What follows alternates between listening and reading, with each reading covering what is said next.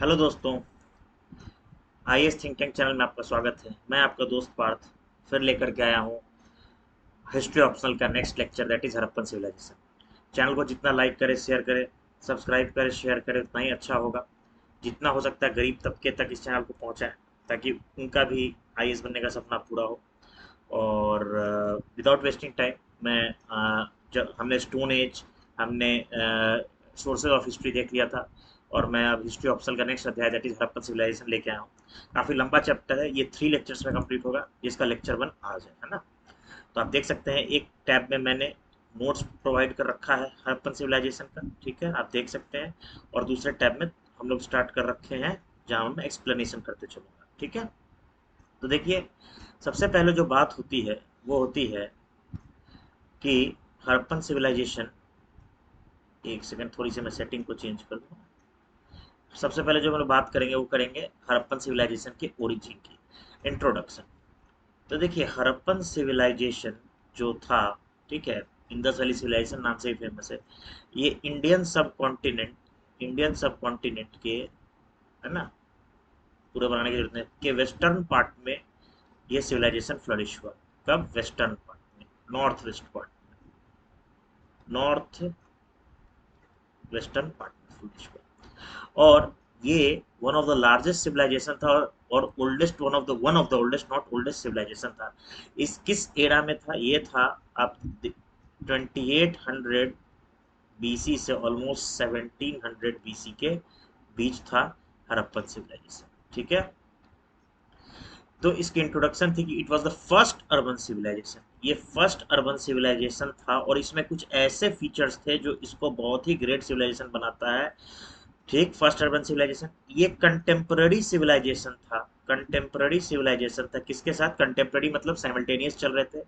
एक तरफ Mesopotamian civilisation था, एक तरफ इजिप्शियन सिविलाइजेशन था, ठीक है। ये इसलिए भी ग्रेट था क्योंकि फर्स्ट अर्बन सिविलाइजेशन था। दूसरा इसकी महानता की एक और वजह थी कि ये कंबाइंड दोनों सिविलाइजेशन, मतलब कि ये मेसोपोटामियन और इजिप्शियन सिविलाइजेशन कंबाइंड से भी 12 टाइम्स बिगर था, 12 टाइम्स बिगर था, bigger than combined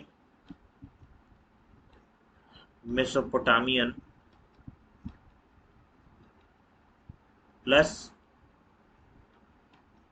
Egyptian civilization, दोनों से कंबाइंड ये बना था, ठीक है। अच्छा, नेक्स्ट अगर हम लोग बात करें कि इसकी ओरिजिन जो है ना, वो बहुत ही डिबेटेबल है। ओरिजिन क्यों डिबेटेबल है? क्योंकि जो हमारे पास आर्कियोलॉजिकल सोर्स तो, सॉरी, लिटरेरी सोर्स तो हमारे पास है नहीं। No literary source for, no literary source for pre Vedic area, no literary source for pre Vedic era. कोई प्री वैदिक एरा के लिए हमारे पास कोई लिटरेरी सोर्स नहीं है, ठीक है। और जब प्री वैदिक एरा के लिए हमारे पास कोई लिटरेरी सोर्स नहीं है, तो हमें किस पे डिपेंड होना होता है? हमें डिपेंड होना होता है आर्कियोलॉजिकल सोर्सेज पे, ठीक है। जो आर्कियोलॉजिकल सोर्सेज हैं, जो आर्कियोलॉजिकल सोर्सेज हैं, है ना, वो अर्ली हड़प्पन फेज के लिए, अर्ली हड़प्पन एरा के लिए लेस है। ज्यादा से मैक्सिमम जो सोर्सेज हैं वो पोस्ट हड़प्पन एरा के हैं। कब के हैं? पोस्ट हड़प्पन एरा के ये सोर्सेस हैं, ठीक है। इसीलिए वो मैच्योर्ड फॉर्म में, किस में है वो?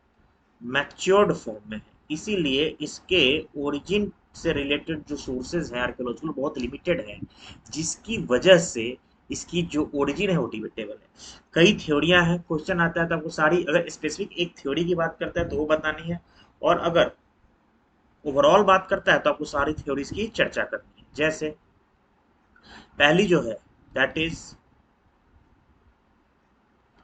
थ्योरी ऑफ फॉरेन ओरिजिन, या इसी को कहते हैं मेसोपोटामियन ओरिजिन या सुमेरियन ओरिजिन। देखो, ये कहा जाता है कि क्या है इसके सपोर्ट में फैक्ट्स। ये थ्योरी पहली बार आर्कियोलॉजिस्ट जैसे, वेरियस आर्कियोलॉजिस्ट जैसे कि आर ई मॉर्टिमर व्हीलर, लिखना जरूरी है सब। या वी गॉर्डन चिल्ड जिन्होंने न्योलिथिक उसकी थ्योरी दी थी, जिन्होंने न्योलिथिक रिवॉल्यूशन की थ्योरी दी थी, वी गॉर्डन चिल्ड ने कहा और आर मॉर्टिमर व्हीलर जैसे हिस्टोरियन ने कहा कि क्यों फॉरेन ओरिजिन का हाथ लगता है, क्योंकि बहुत फास्ट ओरिजिन हुआ इसका, ओरिजिन एंड इवोल्यूशन हुआ। ठीक, फास्ट पेस था, और ऐसा तभी हो सकता है जब जो लोग इस सिविलाइजेशन को बसाए वो ऑलरेडी कहीं से सिविलाइजेशन का आइडिया रखते थे, और नो डाउट इससे पुराना सिविलाइजेशन था मेसोपोटामियन, तो इन्होंने कहा कि वहीं के लोग आके इसे बसाए। दूसरी बात की गई कई सिमिलरिटी की, दोनों ही सिविलाइजेशन में सील्स पाए गए हैं, दोनों ही अर्बन सिविलाइजेशन थी, दोनों ही सिविलाइजेशन में ब्रॉन्ज पाए जाते थे, दोनों ही सिविलाइजेशन जो थी वो पिक्टोग्राफिक स्क्रिप्ट यूज किया करती थी। ठीक है, दोनों ही सिविलाइजेशंस में बर्न ब्रिक्स यूज किए जाते थे घर बनाने में, और दोनों ही सिविलाइजेशन के अंदर जो है वो आपका पॉटरीज यूज होती थी। तो इन तमाम बातों को ध्यान में रखते हुए ये कहा गया कि भाई ये उसी का ओरिजिन था। अब इसकी क्रिटिकल एग्जामिनेशन करते हैं, सीई क्रिटिकल एग्जामिनेशन, क्या ये ऐसा था? तो क्रिटिकल एग्जामिनेशन में आप लिखेंगे कि भले दोनों सिविलाइजेशन में बहुत ज्यादा सिमिलरिटी थी, पर जो थ्योरीज हैं उसमें कार्डिनल डिफरेंसेस भूल गया। नंबर ऑफ कार्डिनल और fundamental difference existed between both the civilization. कैसा? जो हड़प्पन सिविलाइजेशन था वो एक प्लान्ड सिविलाइजेशन था, लेकिन जो मेसोपोटामियन सिविलाइजेशन था वो एक हैफाजार्ड वे में, कोई अनप्लान्ड वे में उसके अर्बन्स थे, उसके सिटीज बसाए गए थे। सेकंड, जो सील्स थी, है ना, वो हड़प्पन सिविलाइजेशन में स्टीएटाइट नाम के मटेरियल की बनी होती थी और क्वाड्रिलेटरल शेप की होती थी, लेकिन जो सील्स मेसोपोटामियन सिविलाइजेशन में थी वो सिलिंड्रिकल हुआ करती थी, और C for cylindrical, C for clay, clay की बनी होती थी।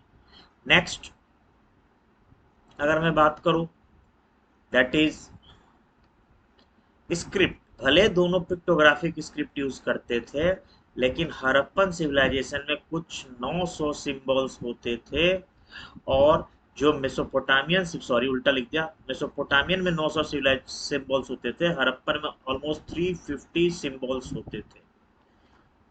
नेक्स्ट, जो ब्रॉन्ज था, ठीक है, जो ब्रॉन्ज था वो हड़प्पन का इंफीरियर था, जबकि मेसोपोटामियन सिविलाइजेशन का ज्यादा रिफाइंड था। ठीक है, इसके अलावा जो बर्न्ट ब्रिक्स यूज की सिमिलरिटी थी, बर्न्ट ब्रिक्स जो थी वो लार्ज स्केल पे यूज होती थी, जो कि Harappan civilization much more you can say urbanize, large scale पे यूज होती थी, मेसोपोटामियन सिविलाइजेशन में लिमिटेड यूज था उसका। तो ये सारी थ्योरी बताते हैं कि भले सिमिलैरिटी थी पर उन सिमिलैरिटी के अंदर भी डिफरेंस था, and so the theory of R Mortimer Wheeler and V Gordon Childe stands negated. समझिएगा मेरी बात को, क्यों हिस्टोरियन का लिखना, इसी से मेरे को 285 नंबर आया। मैंने इस पूरी की पूरी हिस्ट्री ऑप्शनल में हिस्टोरियंस को पटा डाला। आपको भी लास्ट ईयर जब आप नेक्स्ट ईयर जब बैठने जाएंगे हिस्ट्री ऑप्शनल में, तो पूरी एक लिस्ट बना दूंगा हिस्टोरियंस की। ये तो चलो पूरे नोट्स में एक पूरी अलग से छांट करके हिस्टोरियंस की लिस्ट दे दूंगा, भैया ये आंसर में ये कोट करना है। कुछ लिखो ना लिखो, हिस्टोरियन का नाम लिख दोगे, उसका जो मन में आता है बक दो, नंबर मिल जाएगा। ठीक है, नेक्स्ट थ्योरी 2, ये कहता है थ्योरी ऑफ आर्यन ओरिजिन। ये नेशनलिस्ट हिस्टोरियंस लोगों ने दिया। कौन कौन नेशनलिस्ट स्कूल के हिस्टोरियन ने दिया, ये जताने के लिए कि जो आर्यंस थे और जो हड़प्पन थे वो कंटिन्यूटी में थे, वो एक ही रेस के लोग थे। कौन कौन से नेशनलिस्ट हिस्टोरियन, जैसे आप लिख सकते हो एडी पुसालकर,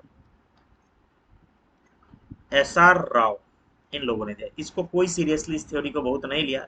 इनका कहना था कि सेम वे ज्योग्राफी में दोनों थे, आर्यंस और हड़प्पन्स। एग्जाम्पल जैसे कि कुछ कुछ साइट्स हैं, जैसे भगवानपुर हरियाणा, हरियाणा में भगवानपुरा है, हरियाणा राजस्थान के बॉर्डर पे, उसको दोनों ही ऑक्यूपाई करते थे, दोनों के एविडेंस मिले हैं।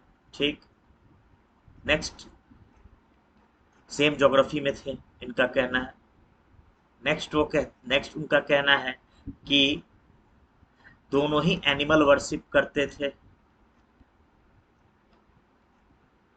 दोनों ही एग्रीकल्चर कल्टीवेशन करते थे। ठीक है, ये सब कुछ बातें उन्होंने कही, लेकिन वो डिफरेंसेस क्या है ये भूल गए बताना। डिफरेंसेस ये था कि इन सिमिलैरिटीज के अंदर भी डिफरेंसेस था। क्या क्या डिफरेंसेस था भाई? पहली बात, जो आर्यंस थे वो वॉरियर ट्राइब थी, जो हड़प्पन्स थे वो पीस लविंग थी। आपको बता दूं कि एक ही स्वॉर्ड, एक ही तलवार पाई गई है एक्सकावेशन में। दूसरी, कि स्क्रिप्ट की अगर बात करूं तो आर्यंस के पास कोई स्क्रिप्ट नहीं था, हड़प्पन्स के पास था। मैंने आपको बताया है पिक्टोग्राफिक स्क्रिप्ट था। और क्या डिफरेंसेस थी?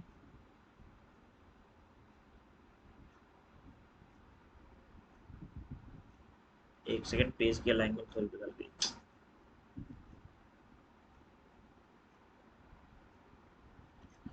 और क्या डिफरेंसेस थी भाई?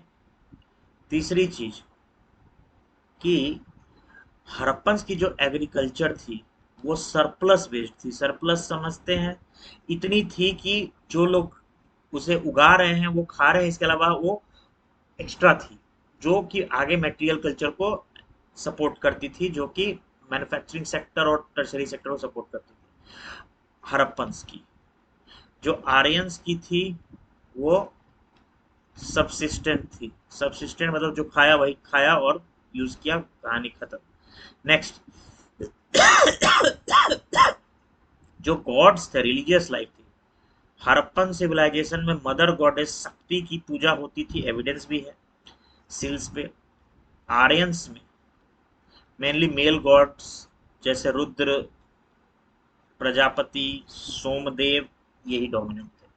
तो ये बताता है कि कहीं ना कहीं दोनों में कहीं ना कहीं अच्छे खासे गैप थे, और much more research has shown that जो गैप थी दोनों में कम से कम 250 साल की गैप थी हड़प्पन्स और किसके बीच?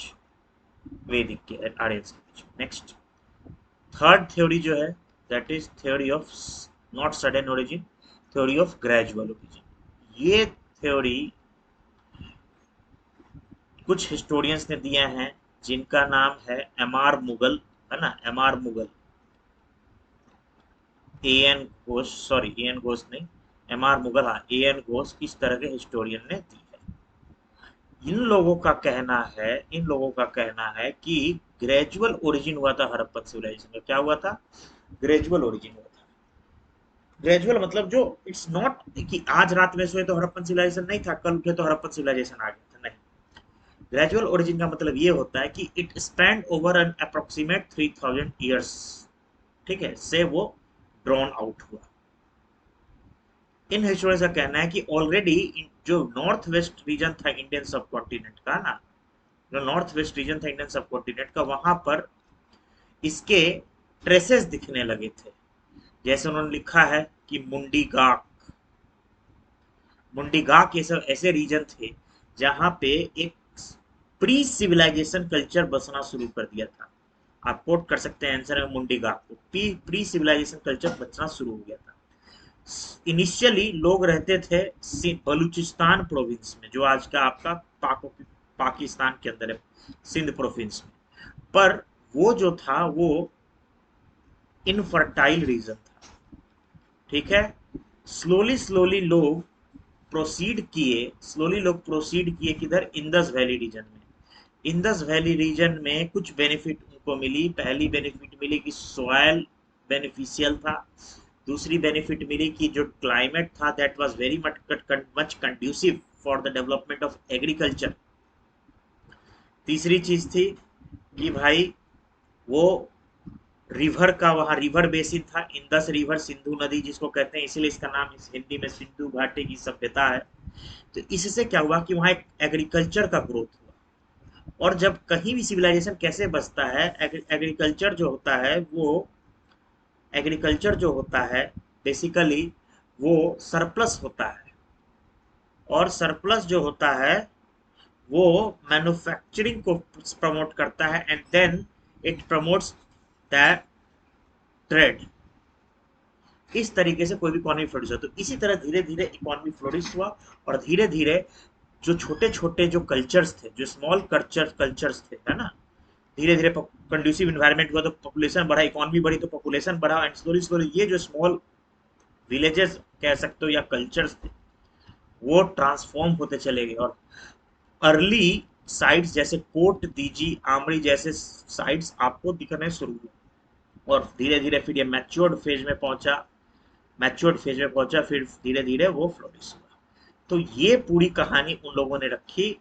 ठीक है, आप इसको पूरा लिंक करके समझिए। देखो मुझे कब का पढ़ाया गया है, मुझे कुछ भी नहीं, आपकी लेफ्ट में तो मैं जो लिखता हूँ ये आपके लिए दिया हुआ है लेफ्ट में नोट्स, ताकि आप सेंटेंस बनाना सीखेगा ना, वो मुझे पूरी कहानी की तरह याद, और कहानी की तरह ही हिस्ट्री याद रहेगी, इसलिए मैंने इस ऑप्शन को चुना था। और जब मैं चुना था तो लोग कहते थे कि कभी हिस्ट्री ऑप्शन में नंबर नहीं आता है। मैं आपको बताऊं, पहली बार मेंस लिखा और मैं 285 मार्क्स लेके आया हूँ हिस्ट्री ऑप्शन के अंदर। ठीक है, थोड़ी बहुत मैथ में गलती हो गई, वरना मैं इतना कह सकता हूँ कि जो भी नंबर 1 मार्क्स लाई है नौसीन मैडम 300, उनसे ज्यादा नहीं तो उनसे कम भी नहीं लाता। ठीक है, इजीएस्ट ऑप्शन है, कहो तो मैं दावा के साथ कहता हूँ। ठीक है, मैच्योर रिपीटेड क्वेश्चन है, कोई एडिशन नहीं है कि हाँ भाई बदल गया है, PSIR है, जैसे रोज लड़ाई दंगा फैल रहा है, रोज कहानी बदल रही है। ठीक है, तो मैच्योर्ड फेज में फ्लोरिश हुआ।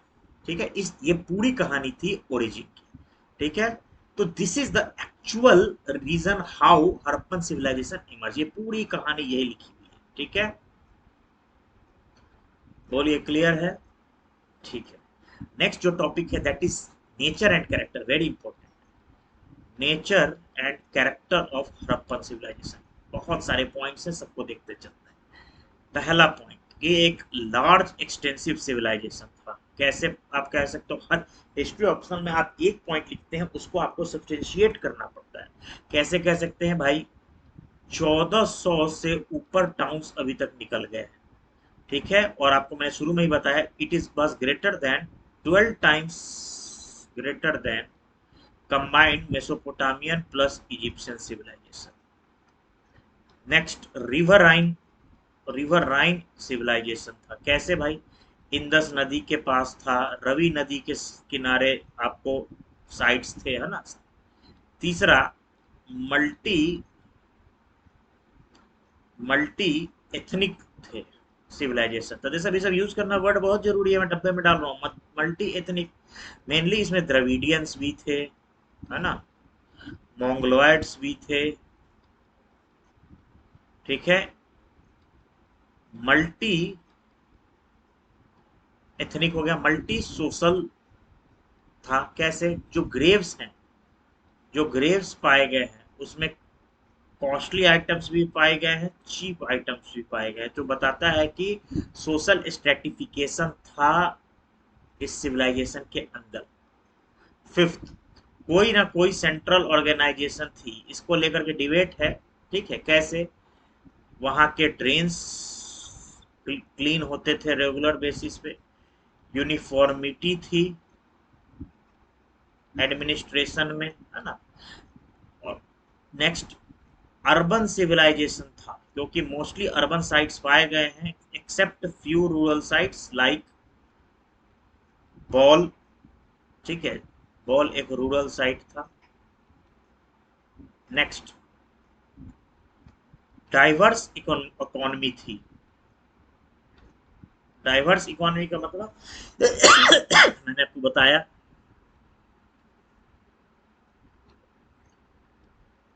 एग्रीकल्चर था, वीट बार्ली था, मैन्युफैक्चरिंग था। जैसे मैं आपको बताऊं, चाहन्नू दारो, यहाँ पर बीड फैक्ट्री थी, चाहनुदारो में बीड फैक्ट्री थी। सुक्कुर में स्टोन कटिंग फैक्ट्री थी। राखी गढ़ी, यहाँ पे बैंगल्स फैक्ट्री था। तो मैन्युफैक्चरिंग थी मैं तो डाइवर्स इकोनॉमी थी। नेक्स्ट, अच्छा इसमें ट्रेड भी आप जोड़ सकते हैं, डाइवर्स इकोनॉमी में ट्रेड भी था। ठीक है, और क्या था, कॉस्मोपॉलिटन सिविलाइजेशन था। कॉस्मोपॉलिटन जहां आप दूसरे सिविलाइजेशन से सीखते हैं, जैसे कॉफिन बुरियल, ये लोग सीखे थे मेसोपोटामियन सिविलाइजेशन से। लिपस्टिक पाए गए हैं जो कि इंडिजीनियस नहीं था, ठीक है, लिपस्टिक पाए गए हैं जो कि ये मेसोपोटामियन सिविलाइजेशन से मिला था। ये एक इंडिजिनस सिविलाइजेशन था क्योंकि लोकली डेवलप हुआ था। कहाँ डेवलप हुआ था? लोकली डेवलप हुआ था, ठीक। देखिए,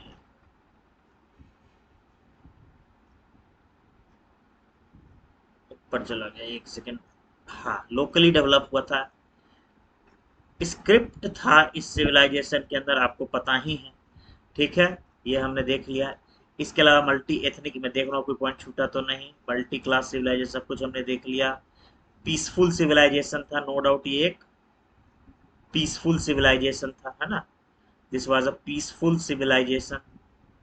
मैंने आपको बताया कि only one sword has been found, ठीक।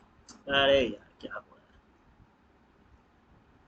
ठीक है, पीसफुल सिविलाइजेशन था, हमने ये सब चीजों की चर्चा कर ली।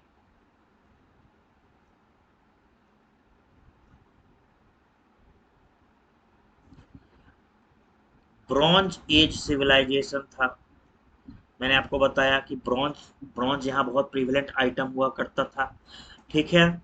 इसके अलावा आप कह सकते हो कि हाई टेक्नोलॉजी था इनके पास, तभी ड्रेन सिस्टम होता था, ठीक है, क्रॉप रोटेशन करते थे, सॉरी, फ्लड कल्टीवेशन करते थे, ठीक। सिविल इंजीनियरिंग की अच्छी जानकारी थी, ठीक है। और हम लोग क्या कह सकते हैं, पता नहीं आज क्या हो रहा है, एक सेकेंड। हाँ, आप कह सकते हो कि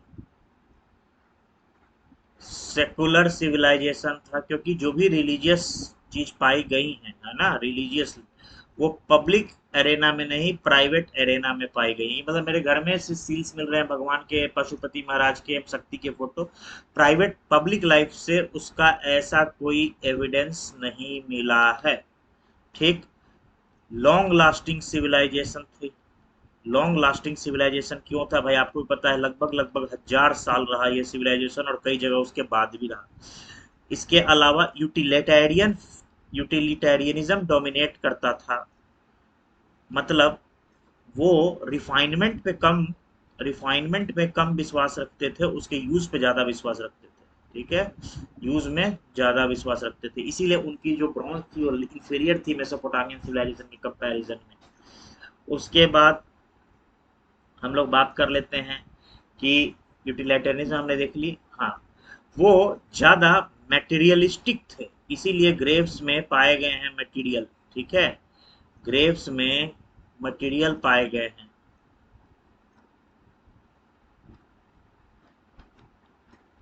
लेस स्पिरिचुअल थे, मतलब वो ज्यादा स्पिरिचुअल, जैसे आर्यंस ज्यादा स्पिरिचुअल थे, स्पिरिचुअलिज्म में कम विश्वास रखते थे, ठीक है। तो ये पूरी ना जाने हमने 17-18 पॉइंट डिस्कस कर लिया। अगर आता है फीचर्स ऑफ हड़प्पन सिविलाइजेशन, तो you can frame a very good answer. History option में सीखिए कि इन पॉइंट्स के अंदर से भी आप आंसर्स निकाल सकते हैं ना। तो ये पूरी कहानी थी, ठीक। टाउन पैटर्न वगैरह बचपन से सीख रहे हैं, ग्रिड पैटर्न था, 90 डिग्री पे कट करता था, मैन होल्स हुआ करते थे, सो एंड सो, ठीक है। नेक्स्ट हम लोग बात करते हैं social life of Harappan civilization, है ना, कि सोशल लाइफ क्या था हड़प्पन सिविलाइजेशन के अंदर। ये ऑलरेडी हम लोग डिस्कस के लिए बस पॉइंट्स बताऊँ, मैंने आपको बताया कि स्ट्रेटिफिकेशन था, हर चीज को आपको सब्सटेंशिएट करना हो, कैसे था भाई, किसी के ग्रेव से गोल्ड सिल्वर मिल रहे हैं, किसी के ग्रेव से स्टेटाइट के मटेरियल मिल रहे हैं। मल्टी एथनिक था, मैंने आपको बताया, मंगोलॉयड थे, ठीक है। देन आपको द्रविडियंस थे, मल्टी एथनिक था। इसके अलावा आप कह सकते हो कि चूंकि एक हिस्टोरियन थे सर जॉन मार्शल, क्या थे, सर जॉन मार्शल, उन्होंने कहा कि चूंकि मदर गॉडेस की पूजा होती थी, तो ये एक मैट्री आर्कल सिविलाइजेशन था। हालांकि ये गलत बात है। सिर्फ मदर गॉडेस की पूजा, हिंदुस्तान में तो इतनी माता रानी की पूजा होती है, लेकिन आपको लगता है कि ये एक मैट्रियार्कल सोसाइटी है, पुरुष प्रधान देश है ना, तो ये उनका अंदाजा था। ठीक, नेक्स्ट। अच्छा, और सेकुलर भी आप कह सकते हो, सेकुलर सिविलाइजेशन था। नेक्स्ट, पॉलिटिकल लाइफ की अगर मैं बात करूं, तो देखिए ये टोटली डिबेटेबल है। क्या है? डिबेटेबल है कि कोई पॉलिटिकल लाइफ था कि नहीं, लेकिन कुछ एविडेंस है। जैसे अगर मोहनजोदारो एंड हड़प्पा एक ट्विन कैपिटल्स के रोल में थे, तो जरूर वहां कोई गवर्नमेंट थी, तो जरूर वहां कोई गवर्नमेंट थी। सेकंड, अगर इतने लार्ज ग्रेनरी बनाए गए थे, तो जरूर वहां पे कोई गवर्नमेंट थी। कोई नॉट ओनली गवर्नमेंट, किस फॉर्म की गवर्नमेंट थी, या ना मोनार्की थी या डेमोक्रेसी थी, जो भी थी उसको एक अलग बात है, पर कोई ना कोई ऑर्गेनाइजेशन था। अगर इतने सारे शहरों में अगर बहुत सारे पैटर्न, जैसे ड्रेनेज पैटर्न और घरों के पैटर्न और चेस बोर्ड पैटर्न कॉमन थे, तो मतलब कोई पॉलिटिकल ऑर्गेनाइजेशन उस म्यूनिसिपैलिटी टाइप का रहा होगा। अगर रेगुलर, क्योंकि मैन होल से जो गंदगी निकलती है वो आज भी हम काला काला रखे रहते हैं, उस समय भी रखा रहता था। अगर Kali Kali man whole cleaning हो रही थी, क्लीनिंग हो रही थी मैन होल्स की, तो कोई ना कोई ऑर्गेनाइजेशन था। इसको नजरअंदाज नहीं किया जा सकता। ठीक है। Next, coming to the religious life. बहुत कुछ है इसमें कहने को। रिलीजियस लाइफ, पहली चीज, ये सिविलाइजेशन सेकुलर था। क्यों? क्योंकि मैंने आपको बताया जो भी कुछ मिला है वो प्राइवेट लाइफ से मिला है, पब्लिक लाइफ में नहीं। ग्रेट बात, वो भी एक डिबेटेबल चीज है कि वो रिलीज मे बी, आप ऐसे लिखेगा, may be it was use for some religious gathering, जैसे कुंभ मेला वगैरह टाइप हम लोग यूज करते हैं। नेक्स्ट, रिलीजियस, नेक्स्ट हम कह सकते हैं कि सील्स मिले हैं, जिससे ये पता चलता था कि लॉर्ड शिवा जो मॉडर्न है, वैसे एक देवता थे पशुपति महाराज, है ना, उनकी पूजा होती थी। मदर गॉडेस यानी शक्ति की सील्स मिली हैं, जो बताती थी कि लोग शक्ति या मदर गॉडेस में विश्वास करते थे। नेक्स्ट, फैलस वर्शिप, जो लिंग की पूजा होती थी वो तब भी मिली है हड़प्पन सिविलाइजेशन में, फैलस वर्शिप। Next, animal worship. एक चीज बताना भूल गया कि यहाँ काऊ को छोड़ के सारे एनिमल, जैसे बुल्स की पूजा होती थी, और ये बहुत बड़ा डिफरेंस था किससे? आर्यन से। वो काऊ की पूजा करते थे, बुल्स। ठीक, एनिमल वर्शिप। और जिस तरह से सील्स पे स्मोक पाए गए हैं, ये बताता था कि कोई वो अगरबत्ती या इंसेंस स्टिक, जिसको इंग्लिश में कहते हैं, धूप बत्ती या अगरबत्ती जलाया करते थे। ठीक है। पीपल की ट्री की वर्शिप होती थी, है ना, पीपल ट्री की वर्शिप होती थी। तो ये सब, इसके अलावा ग्रेव्स, ग्रेव्स में आइटम्स पाए गए हैं, जो कि बताता है कि वो लाइफ आफ्टर डेथ में विश्वास करते थे। ठीक है। इसके अलावा उनकी ग्रेव्स जो थी वो टाउन से फार अवे होती थी। कहाँ होती थी? टाउन से फार अवे, जो कि बताता है कि फार अवे होने का मतलब कि वो ये बतलाता है कि उनके पास सिविक सेंस था, है ना, और वो बहुत ही ज्यादा हाइजीन में विश्वास करते थे।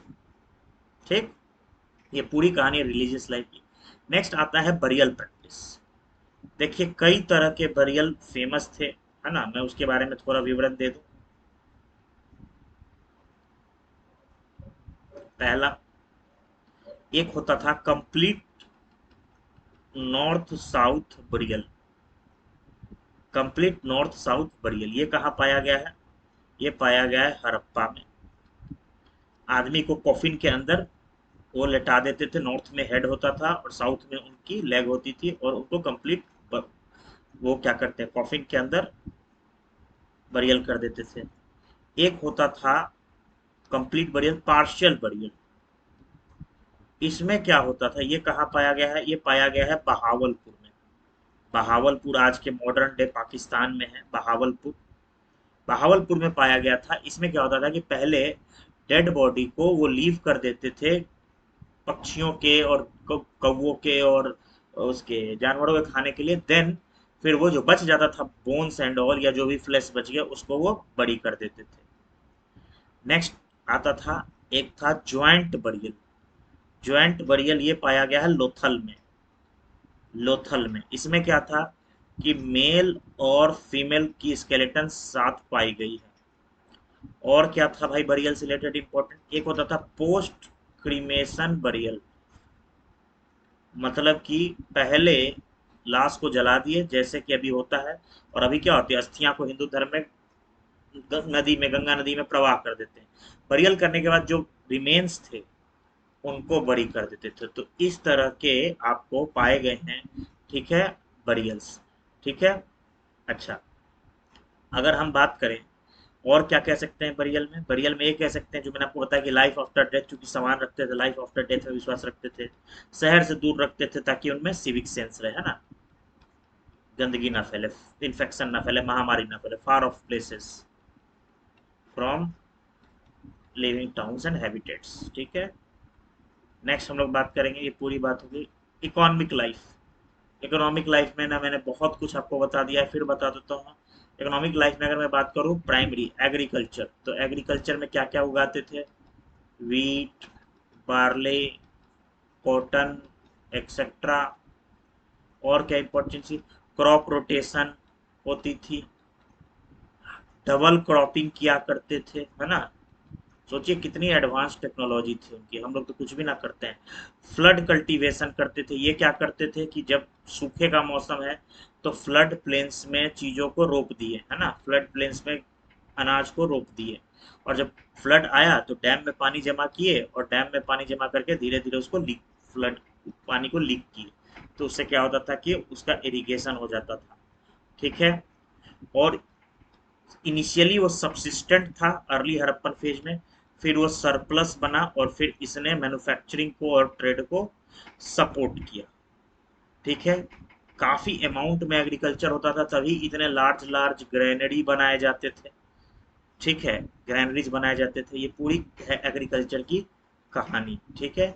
सेकेंडरी एक्टिविटीज़ की अगर मैं बात करूं, तो सेकेंडरी एक्टिविटीज़ की यदि मैं बात करूं तो क्या क्या था भाई, बहुत आपको पता है सरप्लस के बाद सेकेंडरी एक्टिविटी डेवलप हुआ। पहला क्या था भाई, तो सबसे पहले आपको मैंने बताया चाहनुदारो। यहाँ पे क्या होता था चाहनुदारो में, बीड मेकिंग फैक्ट्री थी। सुक्कुर, सुक्कुर में स्टोन कटिंग फैक्ट्री थी। सुक्कुर में ही आइवरी मेकिंग की फैक्ट्री थी। ठीक है। तीसरी चीज और क्या है इससे रिलेटेड, कि मेटल वर्क्स बहुत थे, गोल्ड, सिल्वर, कॉपर, एक्सेट्रा। उन्हें एलॉय बनाने आता था। ठीक है। वो बनाते थे ब्रास और टिन को मिला करके ब्रॉन्ज। ब्रॉन्ज कैसे बनता है, ब्रास और टिन को मिला करके ब्रॉन्ज मिलता है। ठीक। बर्न्ट ब्रिक्स के किल्न थे, है ना, तभी उसमें ब्रिक्स के किल्न होती हैं, ईंट भट्टी जिसको कहते हैं, तभी वो बर्न्ट ब्रिक्स प्रोड्यूस होते थे। ठीक है। पॉटरी, शानदार पॉटरी प्रोड्यूस होती थी जो BRW होती थी, black and red ware pottery. Black and red ware, red background होता था, उसमें ब्लैक से नक्काशी किया जाता था। ठीक है। इसके अलावा और हम लोग अगर बात करें, तो सील्स एक बहुत लार्ज स्केल पे प्रोड्यूस होता था, स्टीयरटाइट का बना हुआ होता था, और क्वाड्रिलेटरल होता था। ठीक है। इस तरह से बहुत सारे आपको क्राफ्ट और ये फेमस थे। ठीक है, क्लियर है। नेक्स्ट अगर हम लोग बात कर लें टर्शियरी एक्टिविटी की, तो भाई देखिए हर तरह के ट्रेड थे हड़प्पा में। विद इन हड़प्पन सिविलाइजेशन तो था ही, इंटर रीजनल भी था, और अदर सिविलाइजेशन से भी था।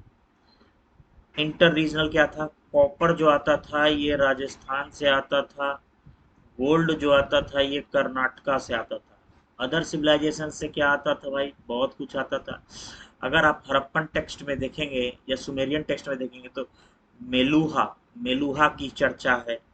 ठीक है। और दिलमान दैट इज मकरान कोस्ट की चर्चा है। तो ये बताता है कि इनके ट्रेड्स थे किससे, दैट इज मेसोपोटामियन और इजिप्शियन सिविलाइजेशन से। वैनिटी लिपस्टिक जो पाई गई है वो इंडिजीनियस कल्चर नहीं था, वो मेसोपोटामियन सिविलाइजेशन से आया था। इसके अलावा वैनिटी बॉक्स जो थी, वैनिटी बॉक्स थी, वो भी मेसोपोटामियन सिविलाइजेशन से आया था। ये बताता है कि ट्रेड फ्लोरिश करता था, और ट्रेड हम जनरली प्राइमरी आइटम्स एक्सपोर्ट करते थे और बुलियंस हमें मिलता था। ये बुलियंस हाई थे इंडस वैली सिविलाइजेशन में, इसीलिए प्रोस्पेरिटी बढ़ रही थी। और प्रोस्पेरिटी बढ़ने के साथ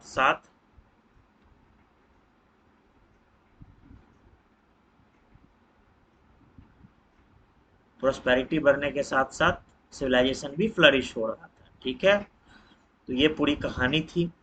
अब नेक्स्ट हम लोग बात कर लेते हैं कि इसका इम्पैक्ट क्या हुआ था। Impact of trade and commerce, बहुत सारा इम्पैक्ट था।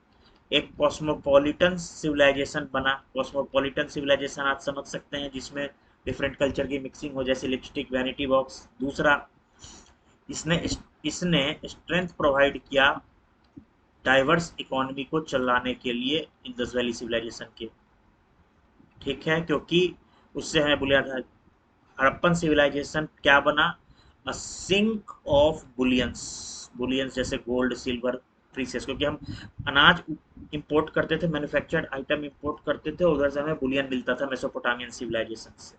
ठीक है, और क्या हुआ भाई, इसके उस ट्रेड एंड कॉमर्स के फ्लोरिश होने से, ये तो मैंने आपको बता ही दिया कि प्रोस्पेरिटी बढ़ी और ये सब तो कॉमन कॉस्मोपॉलिटन कैरेक्टर। ठीक है, सेटलमेंट का एक्सपेंशन हो, वेरी इंपॉर्टेंट। सेटलमेंट, चूंकि प्रोस्पेरिटी बढ़ी, पॉपुलेशन को सपोर्ट करने लगा, तो सेटलमेंट, लोग बढ़े तो सेटलमेंट का एक्सपेंशन होना शुरू हो गया। बोलो क्लियर है? ठीक है, वो मेरी आदत है ना क्लास में पढ़ाने की, तो क्लियर है, क्लियर निकल जाए। तो इस प्रकार से आपको कह सकते हो कि ट्रेड एंड कॉमर्स की इम्पैक्ट है। ठीक है, तो मैं जहाँ तक कह रहा हूँ कि आज का ये लास्ट टॉपिक था। हम लोग सिग्निफिकेंस ऑफ सील्स से शुरू करेंगे। Since Harappan civilization is a very large chapter, तो मैंने इसको दो पार्ट में डिवाइड किया है। दो होगा आपका कोर लेक्चर और लास्ट होगा एड ऑन लेक्चर। ठीक है, इस प्रकार हम लोग बढ़ रहे हैं आगे। ठीक है, और बस मैं यही कहूँगा कि चैनल को जितना लाइक करें, शेयर करें, सब्सक्राइब करें। ठीक है, अच्छा होगा, गरीब तबके तक पहुँचाएं। 4 फोल्ड प्लेलिस्ट है इसमें। अभी पॉलिटी चल रहा है जीएस के अंदर, थोड़ा रुका हुआ है कुछ कारणों से, कल से आएगा most probably lecture. Current affair नहीं स्टार्ट हो पा रहा है, मैं आपके लिए बेस्ट मटेरियल देख रहा हूँ। मैं फिर कह रहा हूँ, वो मैं क्यूरेट नहीं करूंगा, झूठ नहीं बोलूंगा। जो मार्केट में क्यूरेटेड है उसमें जो बेस्ट है वो उठाऊंगा। और जो भी मैगजीन उठाऊंगा, जो आपको पढ़ने में लगता है 1 महीना, मैं आपको 7 से 8 या मैक्सिमम 10 क्लास में आधे आधे घंटे की कंप्लीट करा दूंगा विथ फुल कवरेज। इसलिए बेस्ट मैगजीन को मैं सर्च कर रहा हूँ। मैं फिर कर रहा हूँ, मैं करंट अफेयर नहीं बना रहा हूँ, पर आपको पढ़ाऊंगा मैं करंट अफेयर इस तरीके से कि वो याद हो जाएगा। यहाँ यहाँ बैठा दूंगा आपके कंप्यूटर में। नेक्स्ट, जो ऑप्शनल चल ही रहा है, तो मैं आपको बता दूं जो स्कीम है कि जीएस जो होगा वो डेली लेक्चर आएगा।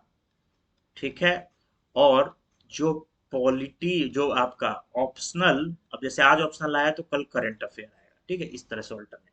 देखिए, मेरा टारगेट है आपको ISPCS बनाना, कोई मोनेटाइजेशन नहीं चाहिए, और आप ही के साथ अपना भी सिलेबस रिवाइज करना, क्योंकि मैं भविष्य में पीसीएस दूं। और मे बी आने वाले टाइम में जिस तरह से चल रहा है, न्यू गवर्नमेंट फॉर्म हुई है और पैटर्न चेंज होगा, जब भी पैटर्न चेंज होता है तो उस ब्रैकेट में जो भी लोग होते हैं उन्हें कंपनसेटरी अटेम्प्ट दिया जाता है।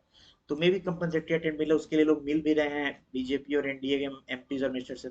मे भी, मुझे जहां तक मेरा अंदर का गट फीलिंग आता है कि 2025 नेक्स्ट ईयर का यूपीएससी वो पैटर्न पूरे तरीके से बदल देंगे, and they will make it open for all the people. उसी में वो कह देंगे कि हमने कोविड की कंपनसेटरी अटेम्प्ट दे दी है, भाई सब लोग बैठ जाओ। तो मेरा भी उसके साथ प्रिपेयर हो जाएगा। ठीक है, कोई सुझाव हो तो कमेंट करिएगा। ये सारी पीडीएफ आपको मेरे टेलीग्राम चैनल से मिल जाएगा, IS थिंक टैंक। ठीक है, बाय बाय, गुड नाइट, सब खैर, शुभ रात्रि। मिलते हैं कल।